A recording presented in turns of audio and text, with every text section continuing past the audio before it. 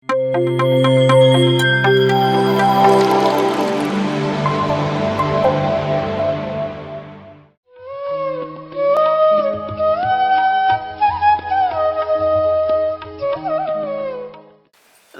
Madam ಇಂಥ ಒಂದು ದೊಡ್ಡ ಕಾರ್ಯಕ್ರಮ ಆಯೋಜನೆ ಮಾಡಿದ್ದು ಎಲ್ಲಿಂದ ಕಲ್ತ್ಕೊಂಡ್ರು?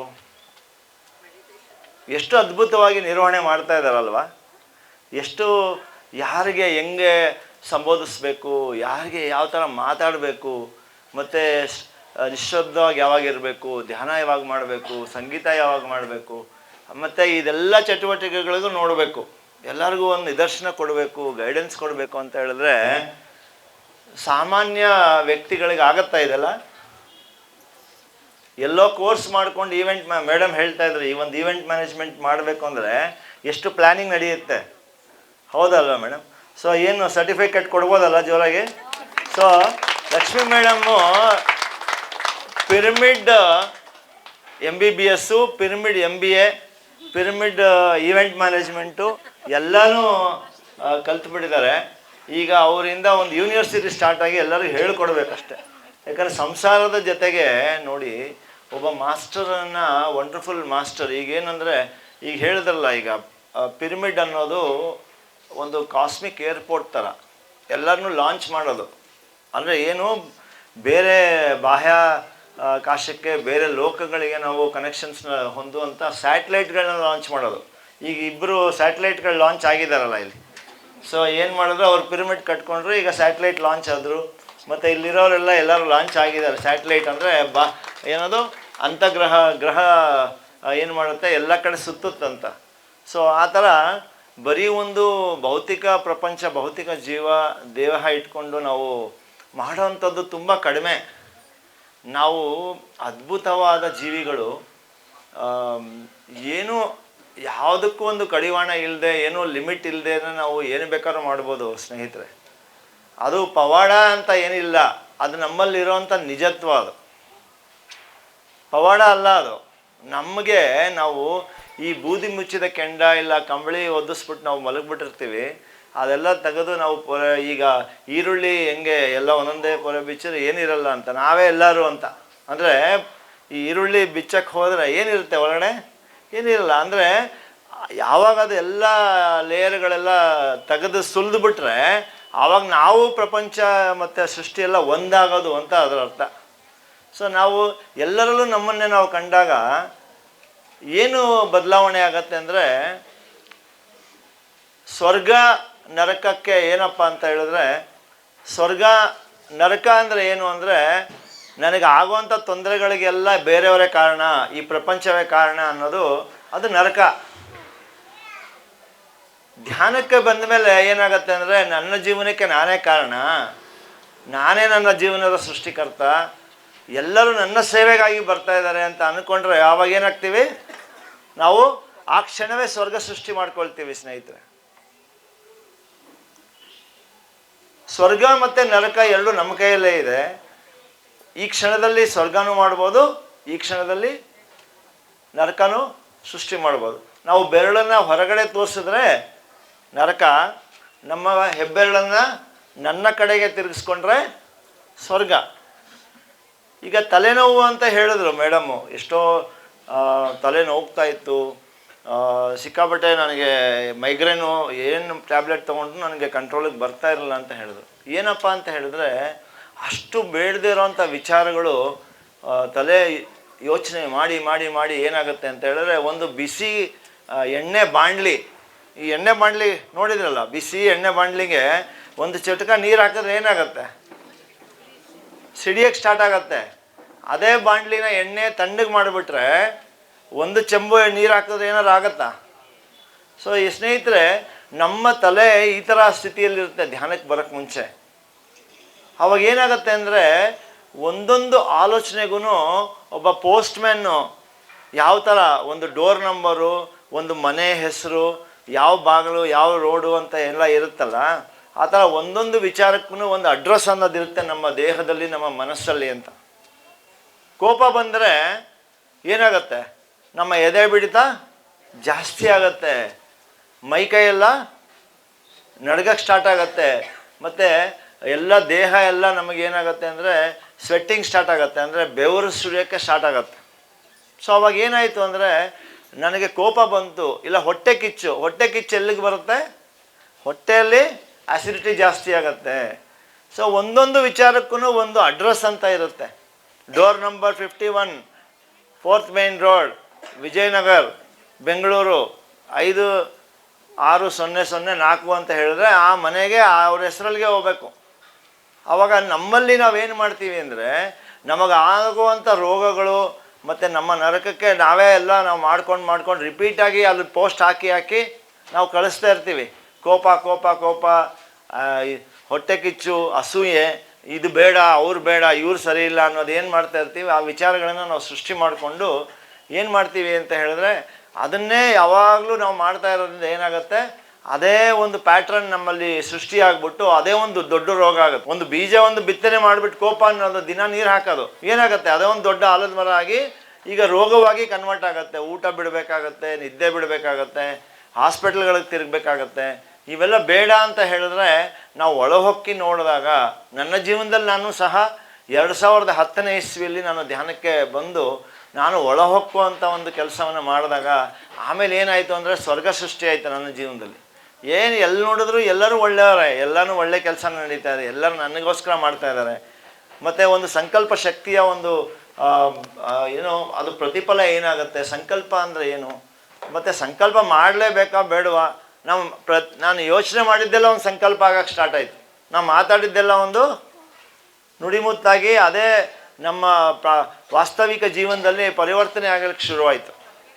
ಸೊ ಸ್ನೇಹಿತರೆ, ಇದು ಅದ್ಭುತವಾದ ಒಂದು ಲೋಕವನ್ನು ಈ ನಮಗೆ ಹೇಳಿಕೊಟ್ಟಂಥ ನಮ್ಮ ಬ್ರಹ್ಮರ್ಷಿ ಪಿತಾಮಹ ಪತ್ರಿಜಿಯವರಿಗೆ ನಾನು ಹೃದಯಪೂರ್ವಕ ವಂದಿಸೋಣ ಎಲ್ಲರೂ ಸ್ನೇಹಿತರೆ. ಎಷ್ಟು ಸರಳವಾಗಿ ಒಬ್ಬ ಸಾಮಾನ್ಯ ನೋಡಿ, ಲಕ್ಷ್ಮೀ ಮೇಡಮ್ ಅವರು ಎಷ್ಟು ಬದಲಾವಣೆ, ಇದನ್ನು ಒಬ್ಬರು 20 ವರ್ಷ ಎಲ್ಲ ಮ್ಯಾನೇಜ್ಮೆಂಟ್ ಕೋರ್ಸ್ಗಳು ಮಾಡಿ ಕೆಲಸದಲ್ಲಿದ್ದು ಮಾಡೋರು ಇಷ್ಟು ನಿಪುಣತೆ ಹೊಂದಕ್ಕೆ ಸಾಧ್ಯ ಇಲ್ಲ. ಅರ್ಥ ಮಾಡ್ಕೊಂಡ್ರಲ್ಲ, ಏನೂ ಇಲ್ಲ. ನೀವು ಮಳೆಗಳು ಈ ಏಜಲ್ಲಿ ಅವರು ಎಷ್ಟೋ ಮಂದಿ ಏನು ಮಾಡ್ತಾರೆ, ನನಗೆ ವಯಸ್ಸಾಯಿತು, ನನ್ನ ಕೈಯಲ್ಲಿ ಆಗಲ್ಲ ಅಮ್ಮ, ನಾನು ಓಡಾಡೋಕ್ಕಾಗಲ್ಲ ಅಂತ. ಈಗ ಅವ್ರು ಹಂಗಲ್ಲ, ಅವರು ಪುಟಿತಾ ಇರ್ತಾರೆ. ಒಂದು ಟೆನ್ನಿಸ್ ಬಾಲ್ ಥರ ಒಂದು ಕಡೆ ಪಿಚ್ ಹೊಡೆದ್ರೆ ಇಲ್ಲಿಂದ ಅಲ್ಲಿ ಪಿಚ್ ಹೊಡಿತಾರೆ. ಸೊ ಅವ್ರು ಎಲ್ಲಿಂದ ಹೆಂಗೆ ಪಿಚ್ ಹೊಡಿತಾರೆ ನಮಗೆ ಗೊತ್ತಾಗಲ್ಲ, ಅವ್ರು ಯಾರಿಗೆ ಎಸಿತಾರೆ ಅಂತಲೂ ಗೊತ್ತಾಗಲ್ಲ, ಅಷ್ಟು ಜೋರಾಗಿದ್ದಾರೆ ಅವರು. ಯಾಕಂದ್ರೆ ನಾನು ಈಗ ಇನ್ನೂ ಅರ್ಥ ಮಾಡ್ಕೊಳ್ಳೋಕೆ ಶುರು ಮಾಡ್ಕೊಂಡಿದ್ದೀನಿ ಈಗ ಅವ್ರಿಗೆ ಎಲ್ಲಿಂದ ಎಲ್ಲಿ ಏನು ಬಾಂಬ್ ಹಾಕ್ತಾರೆ ಅಂತ. ಯಾಕಂದರೆ ಅಷ್ಟು ಅದ್ಭುತವಾದ ಕೆಲಸ ಮಾಡ್ತಾ ಇದ್ದಾರೆ ಸ್ನೇಹಿತರೆ. ನಾನು ಏನು ಮಾಡ್ತಾ ಇಲ್ವೇನೋ ಅನ್ನೋ ಥರ ಒಂದು ಭಾವನೆ ನನ್ನಲ್ಲಿ ಮೂಡ್ತಾ ಇದೆ, ಅಸೂಯೆ ಆಗ್ತಾ ಇದೆ ನನಗೆ. ಅವ್ರ ಥರ ಹೆಂಗೆ ಕಾಂಪಿಟಿಷನ್ ಮಾಡೋದು ಅಂತ ಅವ್ರ ಕೆಲಸಕ್ಕೆ ಅಂತ.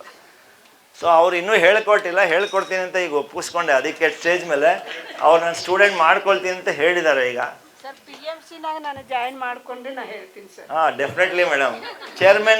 ಚೇರ್ಮನ್ ಪೊಸಿಷನ್ ಖಾಲಿ ಇದೆ, ಪ್ರೆಸಿಡೆಂಟ್ ಆಗಿ ಅವರಿದ್ದಾರೆ. ಸೊ ಚೇರ್ಮನ್ ರೋಲ್ಗೆ ಖಾಲಿ ಇದೆ, ಚೇರ್ ಸಮೇತ ನಾವೇ ಕೊಡ್ತೀವಿ ಮೇಡಮ್. ಸೊ ಸ್ನೇಹಿತರೆ, ಜೀವನ ಒಂದು ಮನೋರಂಜಕವಾಗಿರಬೇಕು ಅಂತ ಹೇಳಿದ್ರೆ ನಾನು ಕಲ್ತಿದ್ದೇನಪ್ಪ ಅಂದರೆ ಧ್ಯಾನ ಅಂತ. ತುಂಬ ಅಳಬೇಕು ಅನ್ನೋ ಒಂದು ಪರಿಸ್ಥಿತಿನೂ ನಾವು ತೋರಿಸ್ಕೋಬೋದು, ತುಂಬ ನಗೋವಂಥ ಒಂದು ನಾಟಕನೂ ಮಾಡ್ಬೋದು, ಕೋಪ ಬಂದಿರೋಂಥ ನಾಟಕನೂ ಮಾಡ್ಬೋದು. ಪತ್ರಿಜಿಯವ್ರ ಜೊತೆ ಯಾರ್ಯಾರು ಒಡನಾಟ ಮಾಡಿದ್ದೀರಾ ಅವ್ರಿಗೆಲ್ಲ ಈ ಅನುಭವ ಆಗಿರುತ್ತೆ. ಕೋಪ ಅಂದರೆ ಏನು, ಮತ್ತು ಸಡನ್ನಾಗಿ ಹೋಗಿ ಪಕ್ಕದ ರೂಮಲ್ಲಿ ಹೋಗಿ ನಗೋದೆಂಗೆ, ಇದೆಲ್ಲ ಏನಪ್ಪ ಅಂದರೆ ಎಲ್ಲ ನಾಟಕೀಯವಾಗಿರುತ್ತೆ ಅಂತ. ಸೊ ನನ್ನ ಜೀವನದಲ್ಲಿ ನಾನು ಕಲ್ತಿರೋದೇನು ಅಂದರೆ 3 ವಿಷಯಗಳನ್ನು ನಾನು ಅನುಭವಿಸಿದ್ದೀನಿ. ಧ್ಯಾನದಿಂದ ಏನಾಯಿತು ಅಂದರೆ ಮತ್ತೆ ಜ್ಞಾನ ಅಂದರೆ ಎನ್ಲೈಟನ್ಮೆಂಟ್ ಅಂತ ಸಿಕ್ತು ಅಂತ.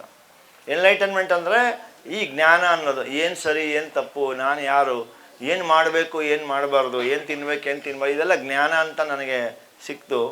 ನೆಕ್ಸ್ಟು ಸ್ಟೇಜಿಗೆ ಧ್ಯಾನ ಪ್ರಚಾರ, ಧ್ಯಾನ ಎಲ್ಲ ಮಾಡ್ತಾ ಏನಾಯಿತು ಅಂತ ಹೇಳಿದ್ರೆ ನನಗೆ ಎಂಜಾಯ್ಮೆಂಟ್ ಸಿಕ್ತು. ಎಂಜಾಯ್ಮೆಂಟ್ ಅಂದರೆ ಪ್ರತಿಯೊಂದು ಆನಂದ ಸ್ಥಿತಿಯಿಂದ ಅನುಭವಿಸೋದು, ಎಲ್ಲವನ್ನು ಸ್ವೀಕರಿಸೋದು, ಎಲ್ಲರಲ್ಲೂ ಒಂದನ್ನು ಕಾಣೋದಂಥದ್ದು ಎಂಜಾಯ್ಮೆಂಟ್ ಅಂತಂದರೆ ಎಲ್ಲವೂ ನನ್ನದೇ, ಎಲ್ಲವೂ ನಮ್ಮ ಜನನೇ, ಎಲ್ಲರೂ ನಾವು ಮಾಡ್ದಂಗೆ ಎಲ್ಲರೂ ಮಾಡ್ತಾ ಇದ್ದಾರೆ ಅನ್ನೋದ್ರೆ ಎಲ್ಲನೂ ಎಂಜಾಯ್ ಮಾಡ್ತೀವಿ. ಈಗ ಮಿರ್ಚಿ ಬಜ್ಜಿ ಬೇಕು ಅಂದಾಗ ತಿಂತೀವಿ, ಖಾರ ಇದೆ ಅಂತ. ಅದೇ ಅಡುಗೆ ಮಾಡಿದಾಗ ಬೈತೀವಿ, ಅಯ್ಯೋ ಇಷ್ಟು ಖಾರ ಮಾಡ್ತೀಯ ನೀನು ಅಂತ. ಬಟ್ ಎರಡೂ ಖಾರನೇ ನನ್ನ ಇಷ್ಟಕ್ಕೆ ನಾನು ತಿನ್ಬೋದು ಅಂತ ಇದ್ದರೆ ಮಿರ್ಚಿ ಬಜ್ಜಿನೂ ಖಾರ ಇದೆ ಅಂತ ತಿಂತೀವಿ, ಅಡುಗೆ ಖಾರ ಇದ್ರೂ ಅದನ್ನೇ ಎಂಜಾಯ್ ಮಾಡ್ತೀವಿ. ಇದು ಎಂಜಾಯ್ಮೆಂಟ್ ಅಂತ ಹೇಳ್ತೀವಿ. ಕಡೆಯದಾಗಿ ನಮಗೆ ಬರೋದು ಏನು ಅಂತ ಹೇಳಿದ್ರೆ ಎಂಟರ್ಟೈನ್ಮೆಂಟ್ ಅಂತ, ಮನೋರಂಜನೆ ಅಂತ. ಈಗ ಹೇಳಿದ್ರಲ್ಲ, ಈಗ ಒಂದೊಬ್ಬ ಮನುಷ್ಯ ಮನೆಗೆ ಹೋದರೆ ನಮ್ಮ ಮಕ್ಕಳು ನಮಗೆ ಸಿಗ್ತಾರೆ ಅಂತ ಹೇಳಿದ್ರೆ ಅವ್ರಿಗೆ ಅಪ್ಪ ಅಮ್ಮ ಆಗ್ತೀವಿ ನಾವು. ಆ ರೂಮ್ ಒಳಗಡೆ ಹೋದರೆ ನಮ್ಮ ಅಮ್ಮ ಇರ್ತಾರೆ, ಅಲ್ಲಿ ನಾನು ಮಗು ಆಗ್ತೀನಿ.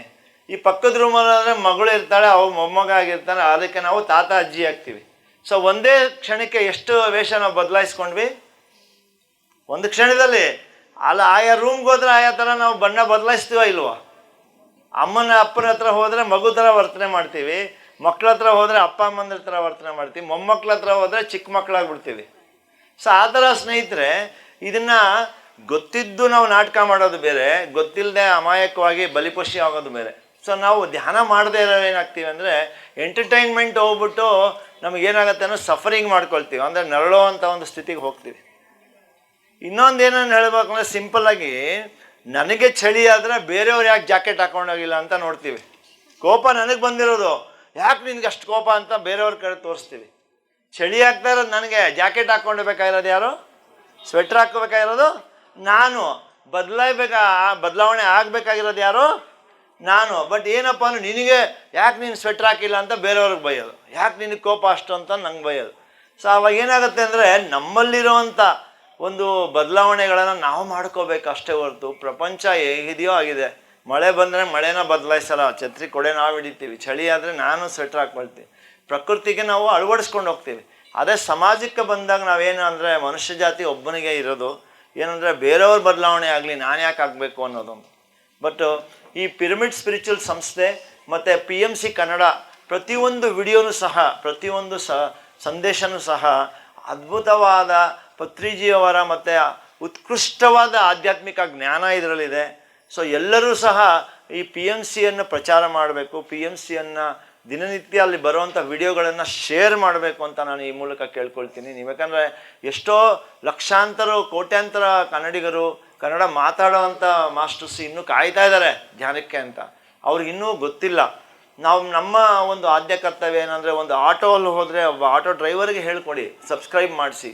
ಒಂದು ಟ್ಯಾಕ್ಸಿಯಲ್ಲಿ ಹೋದರೆ ಟ್ಯಾಕ್ಸಿಯಲ್ಲಿ ಮಾಡಿ, ತರಕಾರಿ ಮಾರಕ್ಕೆ ಹೋದರೆ ಅಲ್ಲೂ ಒಂಚೂರು ತೊಗೊಳಕ್ಕೆ ಹೋದರೆ ಅಲ್ಲಿ ಹೇಳ್ಕೊಡಿ.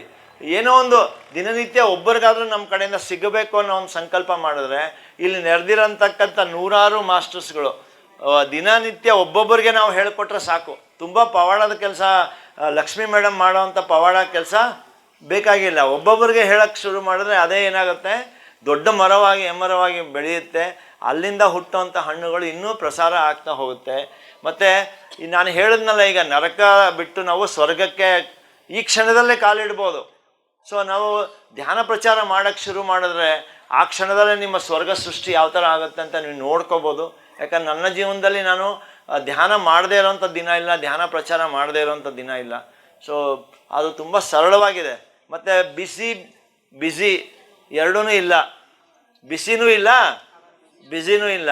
ಅಂದರೆ ತುಂಬ ಬಿಸಿ ಮಾಡಿಕೊಂಡ್ರೆ ಬಿಸಿ ಅನಿಸುತ್ತೆ, ಇಲ್ಲಾಂದರೆ ಬಿಸಿನೂ ಇಲ್ಲ ಬಿಸಿನೂ ಇಲ್ಲ. ಎಲ್ಲರಿಗೂ ಎಲ್ಲ ಥರ ಕೆಲಸ ಮಾಡೋದಕ್ಕೆ 24 ಗಂಟೆ ನಮ್ಮ ಹತ್ರ ಇದೆ. ನಿದ್ದೆ ಮಾಡದೇ ಇದ್ರೂ ಧ್ಯಾನ ಮಾಡ್ಬೋದು, ಊಟ ಮಾಡದೇ ಇದ್ರೂ ಧ್ಯಾನ ಮಾಡ್ಬೋದು. ಯಾಕಂದರೆ ಎನರ್ಜಿ ಅಷ್ಟು ಉತ್ಕೃಷ್ಟವಾಗಿ ನಮಗೆ ಸಿಗುತ್ತೆ. ಈ ಊಟ ಮಾಡಿದ್ರೆ ನಮಗೆ ಇದು ಬೇರೆ ಬೇರೆ ಇಂಪ್ಯೂರಿಟೀಸ್ ಬರುತ್ತೆ. ಧ್ಯಾನ ಮಾಡಿದ್ರೆ ಪ್ಯೂರ್ ಎನರ್ಜಿ ಸಿಗುತ್ತೆ. ನಾವು ಜೀರ್ಣ ಆದಮೇಲೆ ನಮಗೇನು ಸಿಗಬೇಕಾಗಿದೆಯೋ ಧ್ಯಾನದಿಂದ ನಮಗೆ ಡೈರೆಕ್ಟಾಗಿ ಸಿಗುತ್ತೆ ಸ್ನೇಹಿತರೆ. ಸೊ ಸಮಯದ ಉಲ್ಲೇಖನೆ ಮಾಡೋದು, ಸಮಯದ ಅಭಾವ ಇದೆ ಅನ್ನೋದು ಏನೂ ಇಲ್ಲ ನಾನು ತಿಳಿದ ಹಾಗೆ. ಯಾಕಂದರೆ ನನಗೇನೆಂದರೆ ಎಲ್ಲ ಥರ ನನಗೆ ಈ ಕಸ ಗುಡಿಸೋದ್ರಿಂದ ಹಿಡಿದು ನಾನು ಒಂದು ಫ್ಲೈಟ್ ಹತ್ತಿ ಇಲ್ಲ CEO ಸ್ಟೇಟಸಲ್ಲಿ ನಿಂತ್ಕೊಳ್ಳೋದು ಎಲ್ಲ ಅನುಭವ ಇದೆ. ಬಟ್ ಒಂದು ಟಾಯ್ಲೆಟ್ ಕ್ಲೀನಿಂಗಿಂದ ಹಿಡಿದು ಎಲ್ಲ ಮಾಡಿ ತೋರಿಸೋ ಅಷ್ಟು ನಮಗೆ ಒಂದು ಚಾತುರ್ಯತೆ ನಮಗೆ ಜ್ಞಾನದಿಂದ ಮತ್ತು ಜ್ಞಾನದಿಂದ ಸಿಕ್ಕಿದೆ ಅಂತ ನಾನು ಹೇಳ್ಬೋದು. ಯಾಕಂದರೆ ಯಾವುದೂ ಹೆಚ್ಚಿಲ್ಲ, ಯಾವುದೂ ಕಡಿಮೆ ಇಲ್ಲ. ನಾವೆಲ್ಲ ಪ್ರತಿನಿತ್ಯ 24 ಗಂಟೆ ನಮ್ಮ ಖರ್ಚು ಮಾಡಲೇಬೇಕು. ನಾಳೆಗೋಸ್ಕರ ಉಳಿಸೋದು ಆಗೋಕ್ಕೆ ಸಾಧ್ಯ ಇಲ್ಲ. ಸೊ ನಮ್ಮ ಸಮಯ ನಿರ್ವಹಣೆ ಯಾವ ಥರ ಮಾಡ್ಕೋಬೇಕು ಅಂತ ಪತ್ರಿಜಿಯವರು ತುಂಬ ಸೂಕ್ತವಾಗಿ ಹೇಳಿಬಿಟ್ಟಿದ್ದಾರೆ. Okay, time is not to be wasted ಅಂತ. Every second every minute you have to be answerable ಅಂತ. ನಿಮ್ಮ ಒಂದೊಂದು ಕ್ಷಣಕ್ಕೂ ನೀವು ಜವಾಬ್ದಾರಿ. ಈ ಕ್ಷಣ ನಾನು ಕೂತಿದ್ದೀನಿ ಅಂದರೆ TV ನೋಡ್ಬೋದಾ, ಇಲ್ಲ ಯಾರಿಗಾರು ಬೇರೆಯವ್ರ ಧ್ಯಾನ ಹೇಳ್ಕೊಡ್ಬೋದಾ, ಇಲ್ಲ ಬೇರೆ ಯಾರಿಗಾರು ಓದ್ಲಾ ಹೊಡಿಬೇಕೋ, ಇಲ್ಲ ಬೇರೆಯವ್ರ ಬಗ್ಗೆ ಒಂದು ದೂಷಣೆ ಮಾಡಬೇಕೋ, ಇಲ್ಲ ಒಂದು ಪುಸ್ತಕ ತಗೊಂಡು ಒಂದು ಜ್ಞಾನ ಓದ್ಬೋದಾ? ಆ ಥರ ನಾವು ಎಲ್ಲಿದ್ರು ಏನಿದ್ರು ಏನೋ ಒಂದು ಕೇಳಿಸ್ಕೋಬೋದು, ಏನೋ ಒಂದು ಓದ್ಬೋದು, ಒಳ್ಳೆ ಕೆಲಸ ಮಾಡ್ಬೋದು ನಾವೆಲ್ಲ. ಓಕೆ ಸ್ನೇಹಿತರೆ, ನಮಗೆಲ್ಲರಿಗೂ ಅವಕಾಶ ಇದೆ. ನಿಮಗೆ ಸಿಕ್ಕಿರೋಂಥ ಅಮೃತ ನಾವೆಲ್ಲರೂ PMC ಮೂಲಕ, ಯಾಕಂದರೆ ಫ್ಯೂಚರ್ ಆಫ್ PSSM ಬಂದು PMC ಅಂತ ಹೇಳಿದ್ದಾರೆ ಪತ್ರಿ ಸರ್ ಅವರು. ನಾವು ಅದೇ ನಿಟ್ಟಿನಲ್ಲಿ ನಾವು ಕೆಲಸ ಮಾಡ್ತಾ ಇದ್ದೀವಿ. ನಿಮ್ಮೆಲ್ಲರಿಗೂ ಒಂದು ಅವಕಾಶ, PMC ವಿಡಿಯೋಗಳನ್ನ ಪ್ರಸಾರ ಮಾಡಿ, ಅನುಭವಗಳನ್ನು ಹಂಚ್ಕೊಳ್ಳಿ. ನಾವೆಲ್ಲ ಸೇರಿ ಕೆಲಸ ಮಾಡೋಣ. PMC ಇನ್ನೂ ಬೆಳೀಲಿ ಎಲ್ಲ ಕನ್ನಡಿಗರಿಗೂ, ಮತ್ತು ಎಲ್ಲ ಭಾಷೆಯಲ್ಲಿರುವಂಥ PMCಗೂ ನಾವು ಸಪೋರ್ಟ್ ಮಾಡೋಣ ಸ್ನೇಹಿತರೆ. ಸೊ ಇಷ್ಟು ಹೇಳ್ತಾ ಇವತ್ತಿನ ಈ ಕಾರ್ಯಕ್ರಮಕ್ಕೆ ನಿಮ್ಮ ಒಂದು ನೀವು ಬಂದು ಇಲ್ಲಿ ಭಾಗವಹಿಸಿದ್ದಕ್ಕೆ ನಿಮ್ಮೆಲ್ಲರಿಗೂ ಜೋರಾಗಿ ಚಪ್ಪಾಳೆನ ಮತ್ತು ನನ್ನ ಹೃದಯಪೂರ್ವಕ ವಂದನೆ. Thank you. PMC Kannada channel ಅನ್ನು ಲೈಕ್ ಮಾಡಿ, ಶೇರ್ ಮಾಡಿ, ಸಬ್ಸ್ಕ್ರೈಬ್ ಮಾಡಿ ಮತ್ತು ಮಾಡಿಸಿ. ಎಲ್ಲರಿಗೂ ಧನ್ಯವಾದಗಳು.